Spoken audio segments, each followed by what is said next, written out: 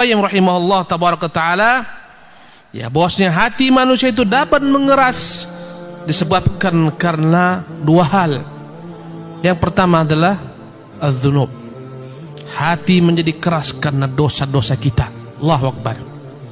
Kata Allah, kalla bal rana ala qulubihim ma kanu yaksibun. Sekali-kali tidak, sesungguhnya menjadi berkaratlah hati mereka dengan sebab dosa-dosa yang mereka lakukan, dengan sebab dosa-dosa yang mereka buat.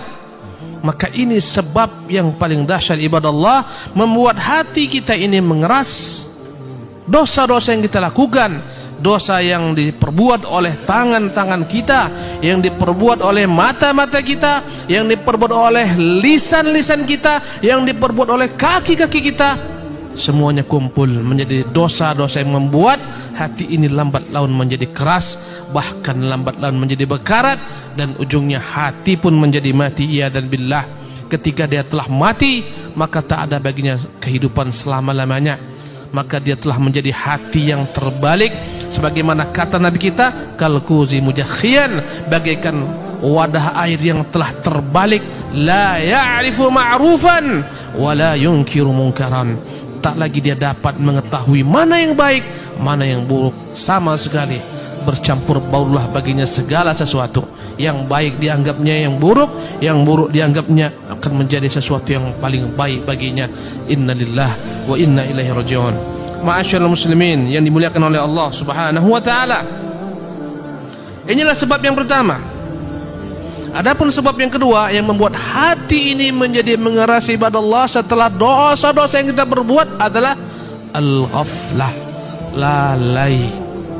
Lalai daripada zikrullah tabaraka ta'ala, lalai daripada mengingat Allah Subhanahu wa ta'ala, lalai mengingat kitabnya, lalai mempelajari apa yang terdapat dalam kitabnya berupa perintah-perintahnya, larangan-larangannya, janji-janjinya. Lalai daripada kitab Allah Subhanahu wa ta'ala.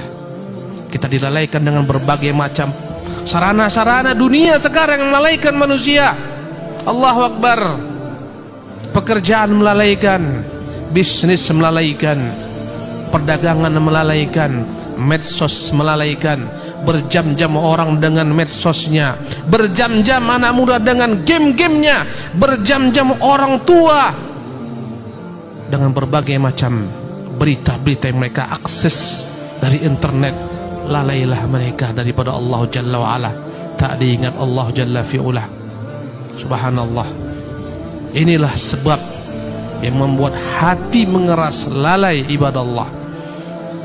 Sebagaimana disebutkan dalam ayat yang tadi kita bacakan, fawailun lil qasiyati qulubuhum min dzikrillah, maka celakalah, binasalah hati-hati yang mengeras dengan sebab lalai daripada zikir kepada Allah Subhanahu wa taala. Berkata Syekh Abdul Rahman bin Nasir Sa'di rahimahullah tabaraka taala, ay la talinu li kitabih. Hati yang mengeras ini adalah hati yang tak dapat lembut dengan kitab Allah Subhanahu wa taala. Ibadah Allah, tatkala kita baca Quran cepat jenuh. Sebentar baca Quran, 5 menit baca Quran, 5 jam membaca berbagai macam situs dan berita di internet melalui jejaring sosial dan Android yang ada di tangan. Ini menunjukkan hati kita hati yang lalai. Sebentar baca Quran jenuh. Subhanallah. Tatkala beribadah kepada Allah malas-malasan. Ini ciri-cirinya. Ini menunjukkan dalam hati kita ada penyakit kemunafikan. Malas sholat, malas mengaji, malas datang kepada kebaikan, bermalas-malasan dalam segala macam bentuk kebaikan. Itu adalah merupakan sebab dan dampak daripada hati-hati yang keras. Sebagaimana Allah Subhanahu wa taala menyebutkan tentang orang-orang munafik, athqalus salati 'alal munafiqin. Salat yang paling berat dikerjakan orang-orang munafik al-atamah. Ya, salat malam hari yaitu salat Isya, wal fajar, salat subuh. Law ya'lamuna ma fihima la atauhuma walau habwan. Sekiranya mereka tahu yang terdapat dalam keduanya, niscaya mereka akan datang meski merangkak kepada keduanya. Ibadah Allah, ini ciri-ciri hati tatkala mengeras, cepat bosan dalam kebaikan, cepat jenuh dalam berbagai macam bentuk kebaikan. Ini menunjukkan hatinya dalam penyakit yang harus segera dia memperbaikinya, menyembuhkannya. Ibadallah.